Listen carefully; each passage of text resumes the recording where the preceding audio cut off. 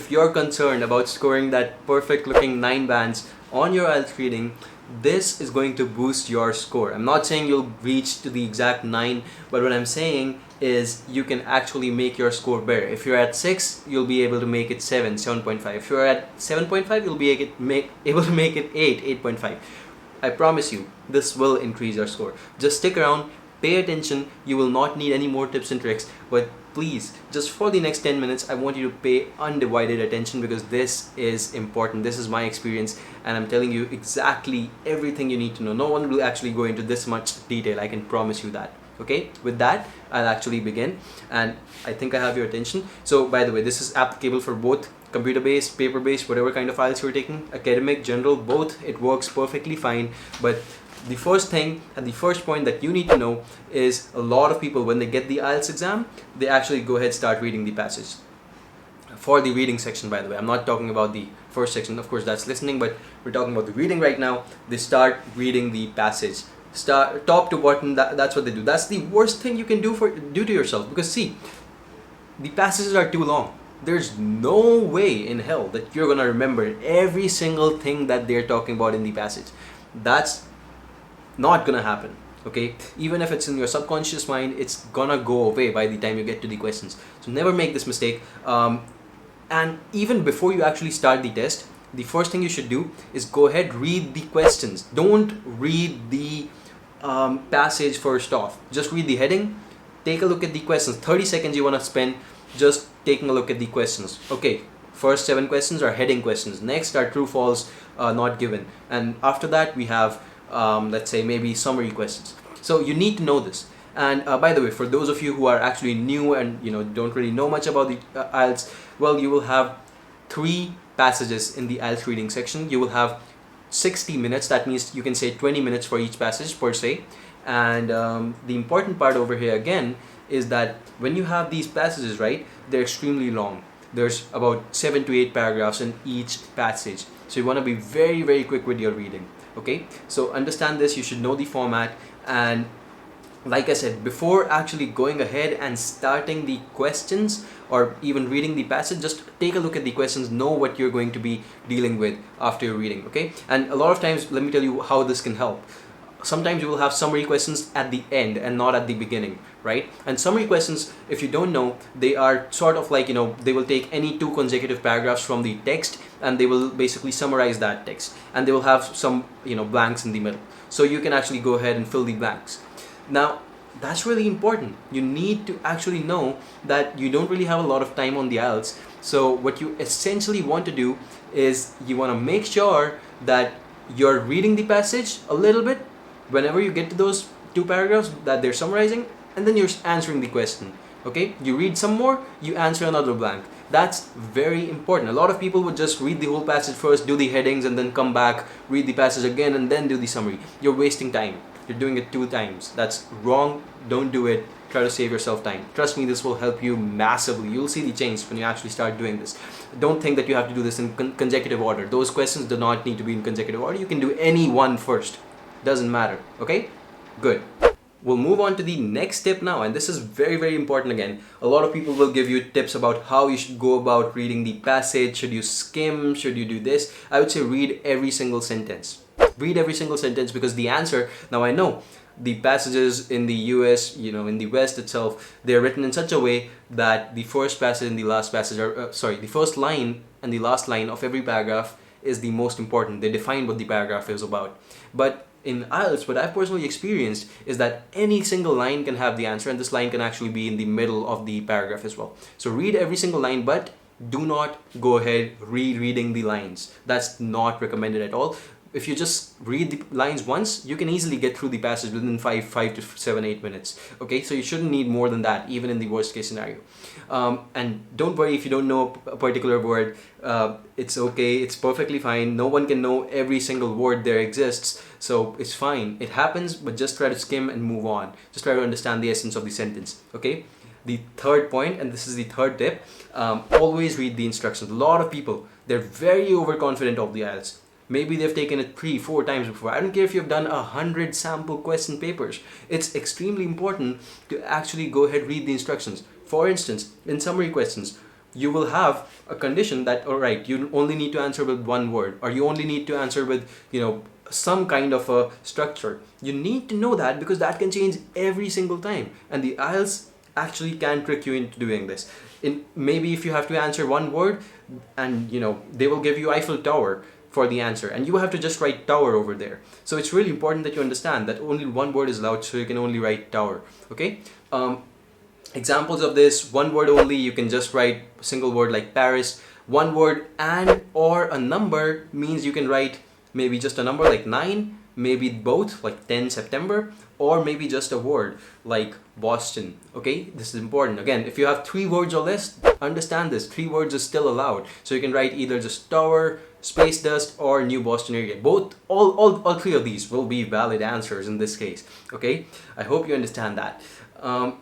Fourth point over here, and this is also very important, is that do not confuse true false not given questions with yes no not given questions. If you don't know what I'm talking about, chances are you have not really been preparing for the IELTS reading section yet, but you'll come across questions where you have to write down true, false, or not given, and at the same time you have to write down yes, no, not given in some other kind of questions. Okay, these other kind of questions are really where you're writing down yes, no, not given, and you're giving a little bit more of a perspective of what the author is writing about, whereas in true, false, not given, it's general facts that you talk about.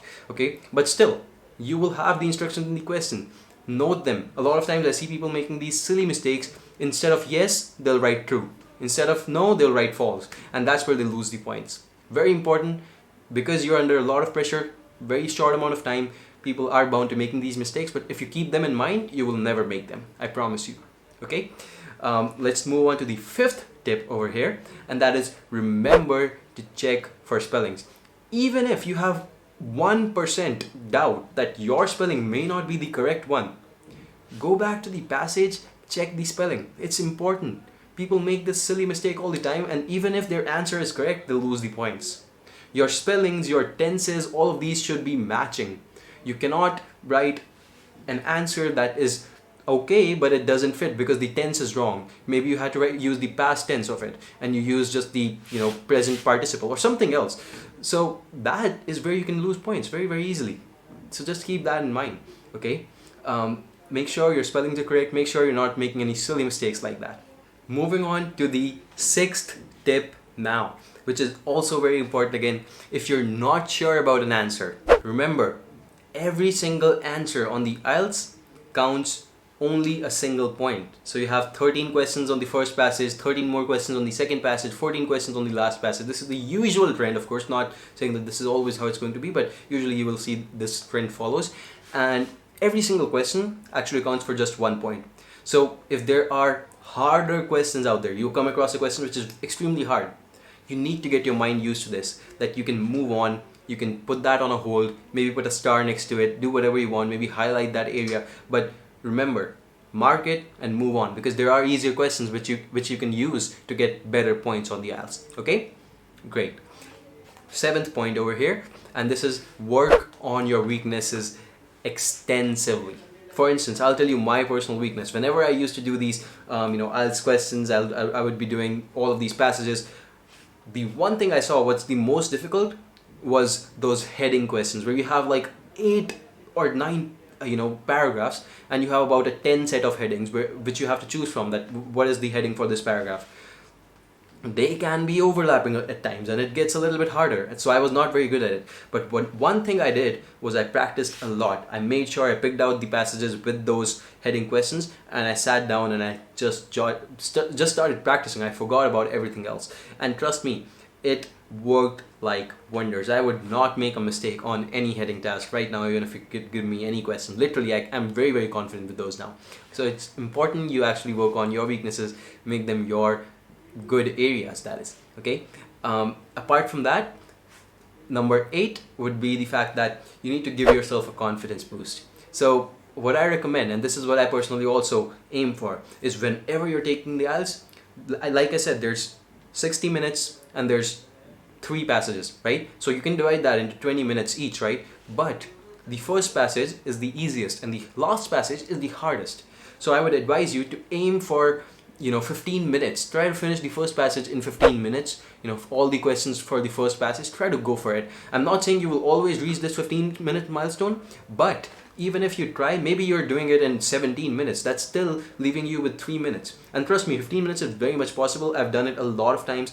I know it's possible. If I can do it, you can do it. Okay? So try to go for 15 minutes. That'll just give you a little bit of a buffer. So even if you're holding back on the last passage, you're not able to do it very, very well, you're slow at that point, it's okay. You'll know that you have some buffer time, right? So try to keep that in mind. Point number 9 is that you need to make sure that you're underlining. If you're doing the paper-based test, underline. If you're doing the computer-based test, highlight. And these should be done at points where you have to put on markers. You have to put on something, something important has happened here. I want to come back later to this passage. At this point, make sure you're highlighting or make sure you're underlining. It's very important. Use that feature. Even on the computer-based test, you have a highlight feature. So for those of you who do not know, make sure you do that. Point number 10, and this is again the fact that a lot of people make this mistake, is that they start reading newspapers. They start reading magazines, newspapers, online academic articles, research papers. You don't have to do that. You're here to take the IELTS, just study for the IELTS.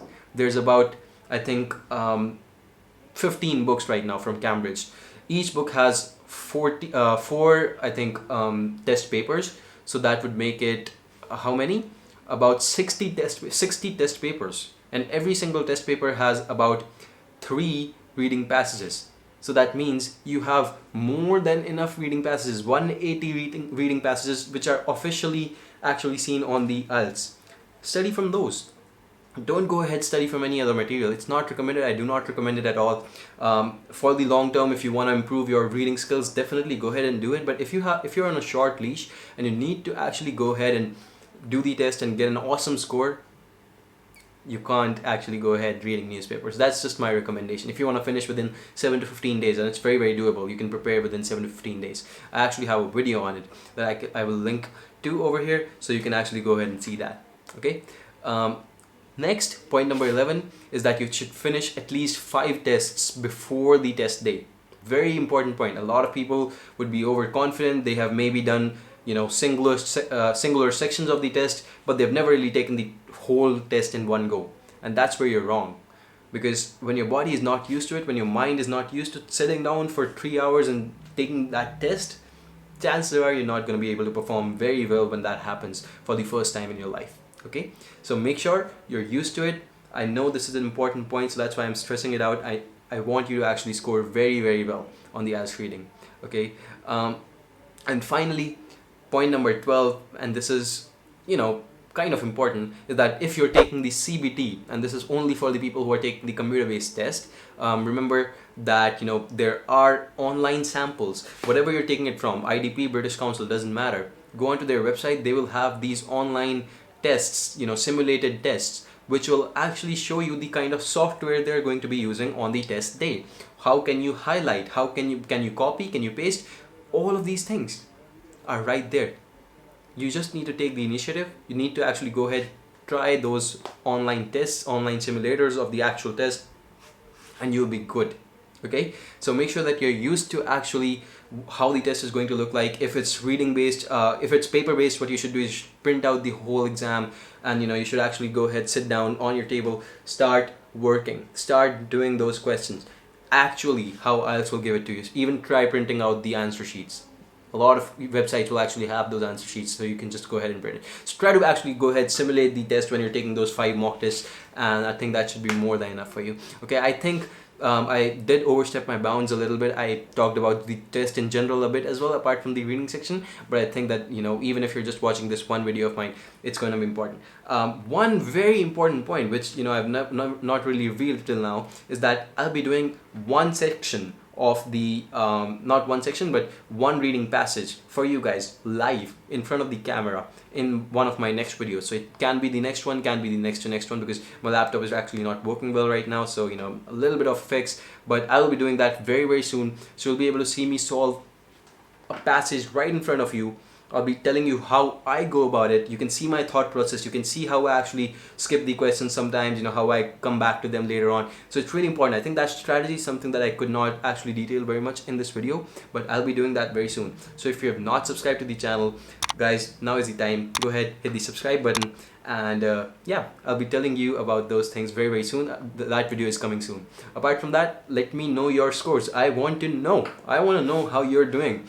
So if you're able to score very well on the IELTS reading, I want to know. By the way, this is the chart. So if you have maybe scored 38 points, that means that you are at 8.5.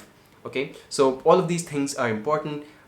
Keep those in mind when when you're trying to estimate your scores. This is how you can do it, and let me know what kind of scores that are you looking at this point. Okay, because I am really excited. I think that this video is going to help you get massively amazing results. Okay, thank you so much for watching this video. If you need any further help, you can go on, check out YMGrad.com. That's where we actually help you. If you need any other advice, just post in the discussion section or reach out to me on Instagram. You can also comment down below. I'll try to answer all the questions I can. Okay, have a good day, all the best for IELTS reading, and take care.